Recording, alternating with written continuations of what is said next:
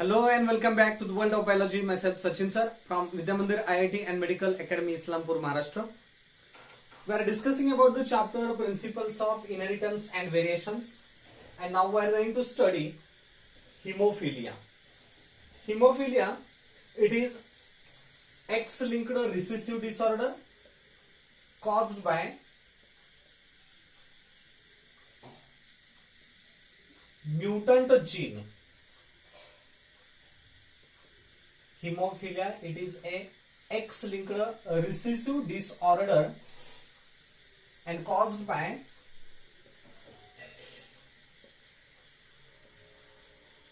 gene mutation.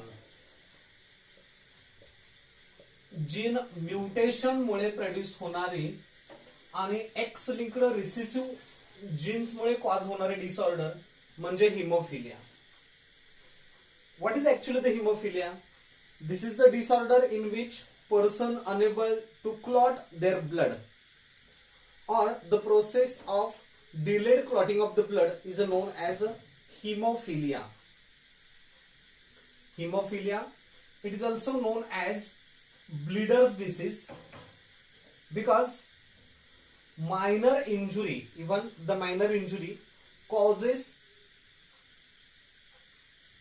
free flow of the blood, free loss of the blood, so it is called as bleeder's disease.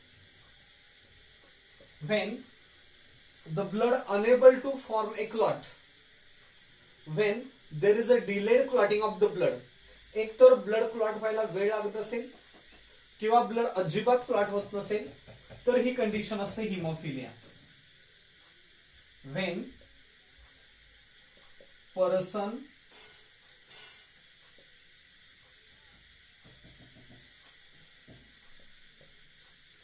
unable to form a blood clot or when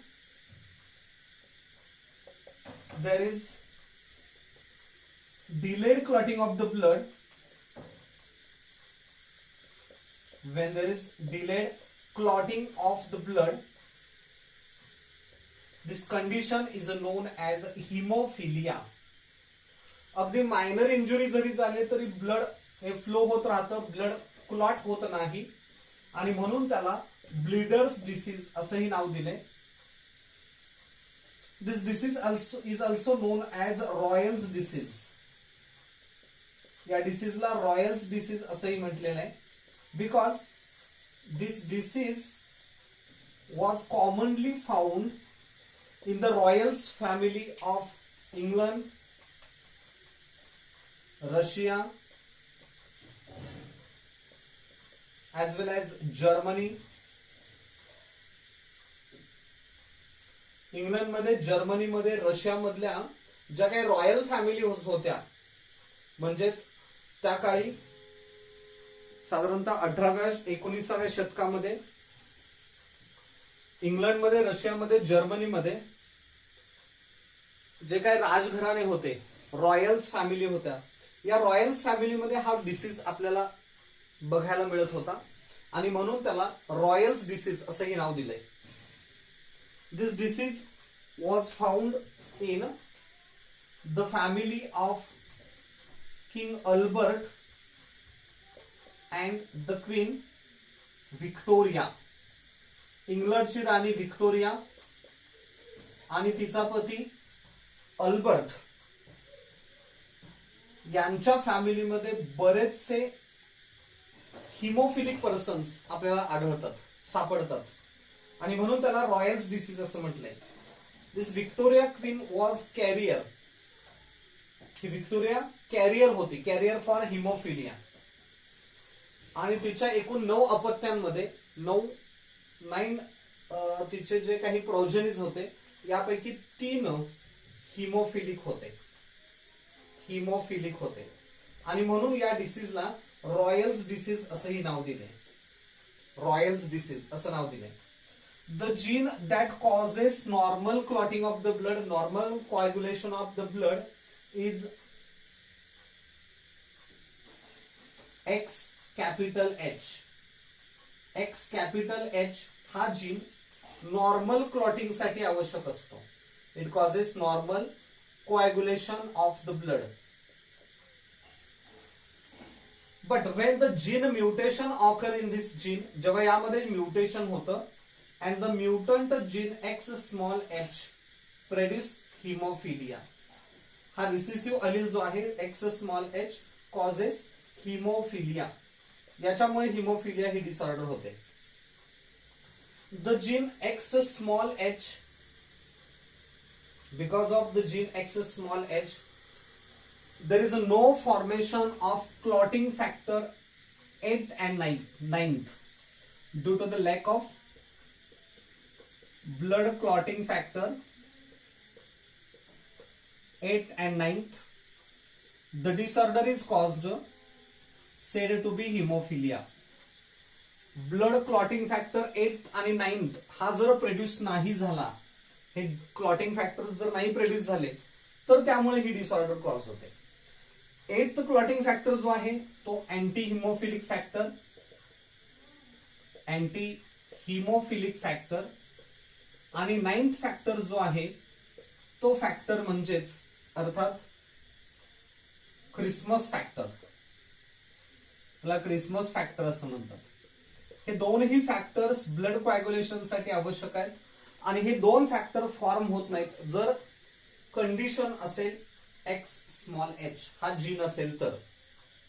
हा gene असेल तर haemophilia cause होतो due to the lack of blood clotting factor 8th and 9th. आता याचं inheritance आपल्याला study करायचं आहे हिमोफिलियाचं. When haemophilic man married with a normal women, जेव्हा हिमोफिलिक मॅन याचं मॅरेज नॉर्मल वुमेन बरोबर केलं जातं,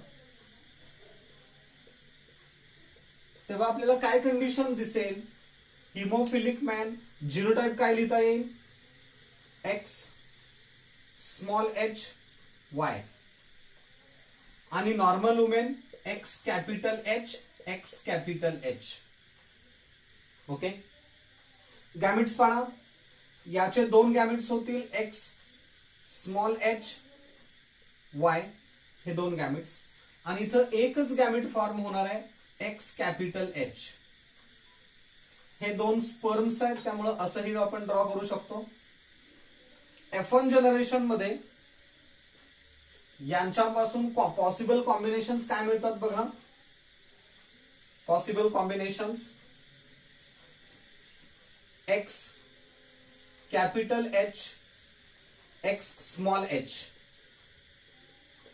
आणि X capital H Y. This is the daughter or female, son or the male. पण ही डॉटर जी आहे this will be carrier for haemophilia, carrier daughter form होणार आहे. आणि इथं हा जो सन आहे तो नॉर्मल असेल, नॉर्मल सन, कारण नॉर्मल जीन आहे एक्स कॅपिटल एच, आणि इथं X capital H X small H. ही फिमेल फिनोटायपिकली नॉर्मल असेल, फिनोटायपिकली नॉर्मल असेल, पण जिनोटायपिकली कॅरियर आहे, जिनोटायपिकली कॅरियर आहे. कारण यामध्ये दोनही जीन्स आहेत, डॉमिनंट अलील नॉर्मल जीन आणि दुसरा allele recessive allele which is for haemophilia. पण हा रिसेसिव्ह असल्यामुळे एक्सप्रेशन मिळत नाही. Phenotypically normal but genotypically carrier daughter. Now when the carrier daughter is married with normal man, जर ही कॅरियर डॉटर हिचं मॅरेज नॉर्मल मॅन सोबत जर केलं तर आपल्याला कंडिशन काय दिसेल ते पुढे बघूयात. What is haemophilia? There is a delayed clotting of the blood और person unable to clot their blood. जेव्हा एखाद्या व्यक्तीमध्ये ब्लड क्लॉट होऊ शकत नसेल तेव्हा ती डिसऑर्डर आहे हिमोफिलिया और bleeders disease. Normal clotting time that we studied earlier, it is 2 to 8 minutes. Normal clotting time असतो 2 to 8 minutes. आणि जर 2 ते 8 मिनिटांमध्ये ब्लड क्लॉट नाही झालं तर ती कंडिशन असते हिमोफिलिया. आता पुढचा क्रॉस आपण बघूयात. वेन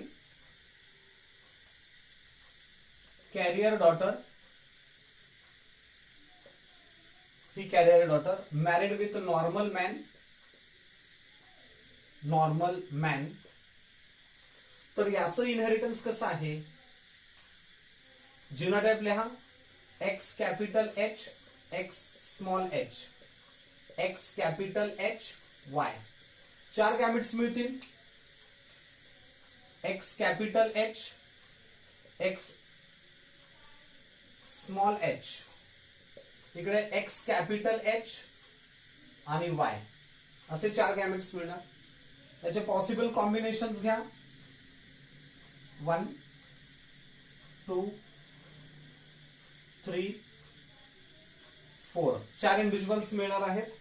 या 4 इंडिव्हिज्युअल्स मध्ये त्यांचा genotype X capital H, X capital H, X capital H Y, X capital H, X small H आणि X small H Y. So this will be normal granddaughter. हा आहे नॉर्मल सन किंवा normal grandson. This will be carrier granddaughter, carrier granddaughter. आणि हा haemophilic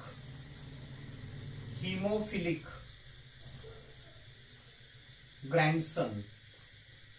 म्हणजे 25% individuals हे normal female असतात.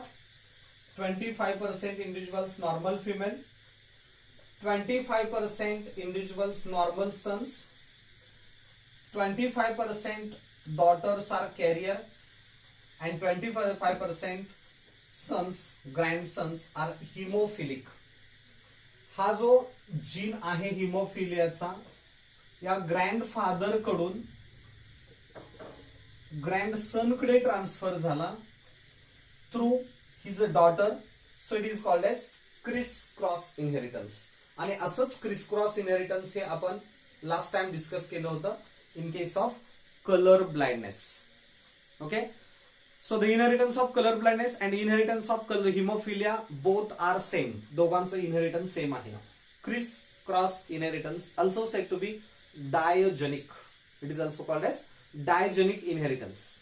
Okay, in the next video we will talk about sex determination. Okay, thank you.